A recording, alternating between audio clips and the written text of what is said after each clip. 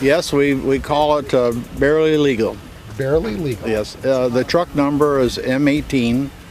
The connection is 18 and being legal. It was a lifetime of farming, which it grooms you to lots of things in business. Biggest thing is never to expect more than what you put out, and not every day is a guaranteed day, you know. So that conditioned me for trucking business, which started 30 years ago, and it was somewhat of need because I have two sons, my wife and I, and both of them wanted to be active farmers. But to include that and expand the business, we started hauling ag products, and eventually hired a full-time driver, and then of course went on. In that 30-year period, we've grown to where we have about 20 trucks that run every day. And well, my very first truck was a Mack truck. I didn't know anything about trucking, but we had a 6-speed in it. Well, a farm guy, you could kick that thing in gear and get it going, you know. And by golly, I did. I had painted it green, a metallic green. I had a yellow stripe in it, had aluminum wheels on, and I was a mover and a shaker. The truck, when we decided to rebuild it was in pretty good shape. And in the process of rebuilding the truck was not to cheat it, to start from the radiator cap back. And we have a time frame, you know, that it has no end. I mean, it could go for a build a month longer than you'd like, but there again, we wanted to do it as good as we can, and we have rebuilt several trucks. This truck here started out as an Ultra stand-up truck, side by side. You know, for the money spent on the restoration and the rebuild, costs the same on a stand-up as it does a flat top, but the values at the end is that the flat top always has a need that others like, and so it creates a greater value.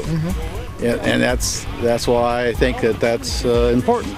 And then in that course of that time, you know the rivet lines, you know the count on them, you know where you want to put the stripes, and so that is something that motivates me. I like that. I spend a lot of time looking at trucks and trying to decide, well, I wonder why I like that one better than the other. This truck is a little overkill. Most of the time we just repair them and paint them, not so much chrome, because we're looking on an everyday work type truck. They all have good paint jobs on them. I like that. The trucks, you know, like I said, they have original fuel tanks on them. The bunks, when they get changed, we put all new skins on the bunk, new skin on the door.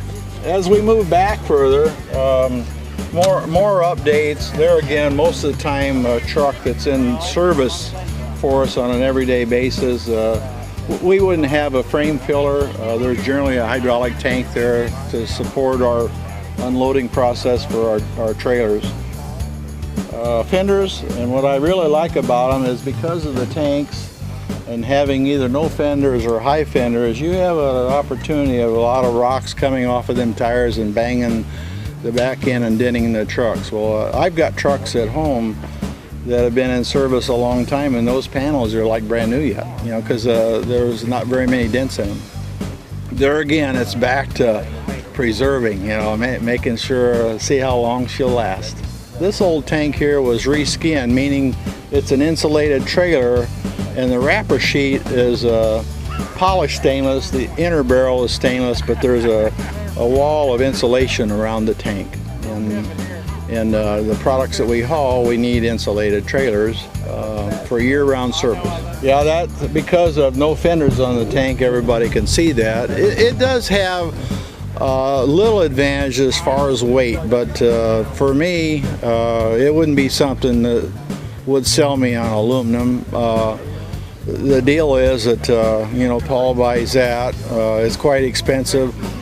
Save 175 pounds, but then I turn around and put a 200-pound bumper on. You know, I mean, I'm not saving weight. But I think in time that the service part of that, because it has vinyl, and we don't have to use grease as far as lubricant. And a lot of OEM new trucks are come with aluminum fifth wheel. They're not polished, but they come with aluminum. So there is more and more interest. Companies wanting to either lighten up the tractor a little bit, and so they go that way. All of this trailer is stainless steel except for this landing gear and the arms and the hangers for the chassis. Everything else is stainless steel. The fifth wheel plate is steel, but longevity, this trailer has been done for a long time. It still looks like new. They're rear discharge trailers. Most of the business that we have is to where customers want a rear discharge as opposed to a belly drop out the middle. And so with airbags, we can lower this trailer down and get more fall, you know, and less chance of a heel, which is a settlement that happens if you're in transit and the product is not maybe centrifuged well enough. You'll come up with larger or heavier particles that land on the bottom. And our pumps are here. The lines come down here. They come into this pump, and we have a U that hooks up to here. And so when the customer is ready for us to unload, then we'll open up our canister, internal valve, and either put it right in the customer's tank using their pump, or if I have to use this pump, I put that U on there, and then it discharges out the bottom into the customer's tank. And over the years, you just try to keep improving on it and having a good attitude.